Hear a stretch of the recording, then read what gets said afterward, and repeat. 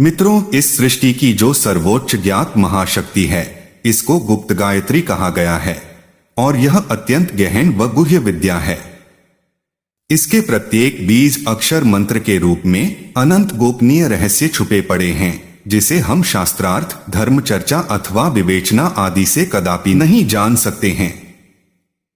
इस परम गुह्य विद्या को मात्र गहन साधना के माध्यम से ही जान व प्राप्त कर सकते हैं, अन्यथा कदापि नहीं। अधिकतर सज्जन व साधक यह जानते हैं कि श्रीविद्या अथवा कोई भी एक महाविद्या ही सर्वोपरि सत्ता है, जबकि यथार्थ में ऐसा नहीं है।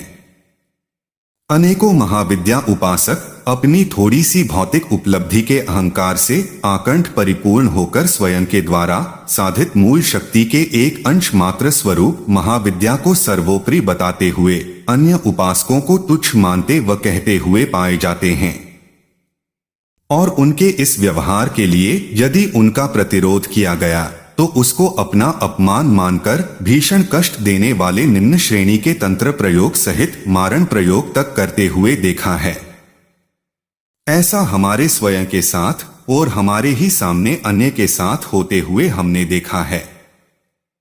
उनका यही व्यवहार उनकी अपरिपक्वता और साधना से परे होने को प्रमाणित करने के लिए पर्याप्त है। अपनी अपरिपक्वता का प्रतिरोध किए जाने पर भीषण कष्ट देने वाले निम्न श्रेणी के तंत्र प्रयोग सहित मारण प्रयोग तक करने वाले वह साधक जिसकी उपासना करते हैं, यदि तनिक भी अपने आराध्य के साथ उनकी निकटस्थता हो तो उनको तो सभी में अपने आराध्य की ही छवि दिखनी चाहिए, और ऐसा बहुत ही दुर्लभ होता है।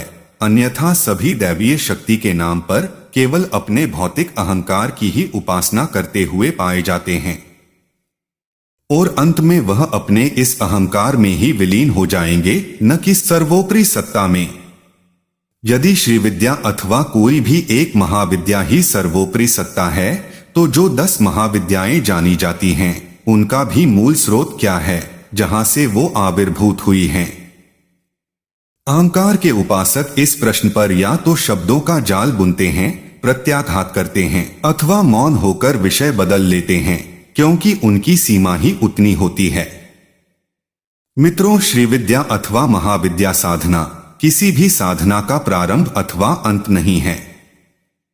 यह तो मध्य के छोटे छोटे आयाम मात्र हैं, जिनकी उत्पत्ति गुप्त गायत्री से है और विलय भी गुप्त गायत्री में ही है, क्योंकि गुप्त गायत्री ही वह सर्वोच्च किंतु सर्वथा गोपनीय व अंतिम ज्ञात शक्ति है, जिसको गहन साधना करके ही जाना जा सकता है, किंतु उसके मूल स्रोत को केवल वह स्वयं ही जानती है, अन्य कोई नहीं जानता है।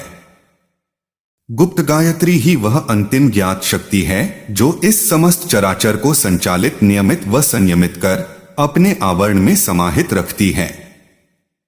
उत्पत्ति, स्थिति, संहार व निर्वात में तैरते हुए ग्रह पिंड आदि को यथावत रखने वाली कारण मात्र जो अदृश्य शक्ति है। शिव रूपी पंचतत्व व पंचतत्व से निर्मित इस समस्त सृष्टि में दृश्य अदृश्य जड़ चेतन, जिसकी कल्पना मात्र से क्रियाशील और निष्क्रिय होते हैं, इस सृष्टि के समस्त दृश्य अदृश्य जड़ चेतन सहित श्री विद्या, ब्रह्म विद्या, महाविद्याएं रूपी महाशक्तियां व ब्रह्मा, विष्णु, रुद्र आदि सृष्टि के नियंता, दिक्पाल आदि सृष्टि के पालक तथा समस्त ज्ञान विज्ञान गुण धर्म आदि, जिसकी कल्पना अथवा क्रीड़ा मात्र से उत्पन्न होकर नियुक्त हुए हैं, जिसका उत्पत्ति, स्थिति, संहार के रूप में हम बोध मात्र कर सकते हैं, वो ही इस सृष्टि की सर्वोच्च जननी, नियंता व ज्ञात शक्ति है, जिसके अत्यंत गोपनीय होने के कारण उसको गुप्त गायत्री कहा जाता है। मित्रों, गुप्त गायत्री की साधना अत्यंत कठिन व दुर्गम है, इसलिए इसके उपासक भी बहुत दुर्लभ ही होते हैं। यह गुप्त गायत्री मूल विद्या त्रय अक्षरी विद्या है। जब साधक इस विद्या की साधना करता है तो यह अनायास ही अत्यंत तीक्ष्ण ऊर्जा व ऊष्मा के साथ अपने साधक के 5 शरीर कोशों अन्नमय, प्राणमय, मनोमय, विज्ञानमय और आनंदमय कोश को क्रमशः भेदते हुए क्रमशः 3 से 6, 9, 12 और अंत में पंचदशाक्षरी के रूप में अपनी वृद्धि करते हुए साधक के आत्मतत्व को स्वयं में लीन कर लेती है। और यहाँ से यह अपने विस्तार के परा व अपरा के रूप में दो मार्ग निर्माण करती है। साथ ही यदि वह उपासक पंचदशाक्षरी विद्या पर आकर ठहर गया और इसकी गति को आगे का विस्तार व मार्ग न दिया और देहगत स्थिति में शीतल स्थान पर निवास न किया, तो इसकी ऊर्जा व ऊष्मा इतनी अधिक तीक्ष्ण होती है कि वह महाविस्फोट कर जाती है और पांचों शरीर कोशों को विकृत कर देती है। इसलिए गुप्त गायत्री के साधक को सदैव शीतल स्थान पर रहकर त्रय अक्षरी विद्या से प्रारंभ करके षोडशाक्षरी श्री विद्या तक आना अनिवार्य होता है और इसकी गति को किसी एक अथवा क्रमशः दोनों मार्गों पर आगे का विस्तार देना होता है। प्रथम मार्ग यह है कि साधक के आनंदमय कोश के अतिशय पुष्ट होने पर सत रज तम आदि गुण से परिपूर्ण चार बीजाक्षर के रूप में हादि, कादी, सादी और वादी इन चार परम विद्याओं के रूप में उत्पन्न होती है। और यही चार परम विद्याएं शक्ति के चार कुल श्रीकुल, कालीकुल, ताराकुल और त्रिपुराकुल कहलाते हैं। इन चारों कुलों में उस कुल के बीजाक्षर से युक्त होकर क्रमशः चार पुरुषार्थों धर्म, अर्थ, काम व मोक्ष को देने वाली षोडशाक्षरी विद्या कहलाती है। चलिए पहले हम आपको श्री विद्या की उत्पत्ति व विस्तार किस प्रकार से है यह बताते हैं। मित्रों, गुप्त गायत्री का ही विस्तृत रूप होने के कारण श्री विद्या भी अत्यंत गहन व गुह्य विद्या है, इसलिए इसको भी गुप्त गायत्री ही कहा गया है। श्री विद्या साधना दो प्रकार से की जाती है। प्रथम यह कि श्री विद्या साधना करने के लिए गुप्त गायत्री विधान का अनुसरण किया जाता है, जिसकी दीक्षा को केवल शरीर को पूर्णतः साध चुका साधक ही ग्रहण कर सकता है। किसी भी गुप्त गायत्री में दीक्षित व उसकी समस्त साधना संपन्न कर चुके साधक से गुप्त गायत्री दीक्षा ग्रहण कर समस्त साधना संपन्न करते हुए श्री विद्या के किसी भी कुल की स्वतंत्र साधना संपन्न की जाती है।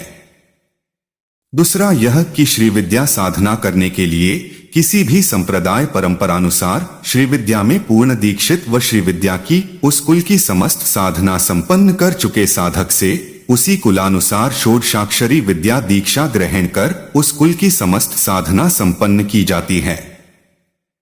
मित्रों, गुप्त गायत्री ही शक्ति कुलों, श्री विद्या व महाविद्याओं का साधक के भीतर इस प्रकार से विस्तार करती है।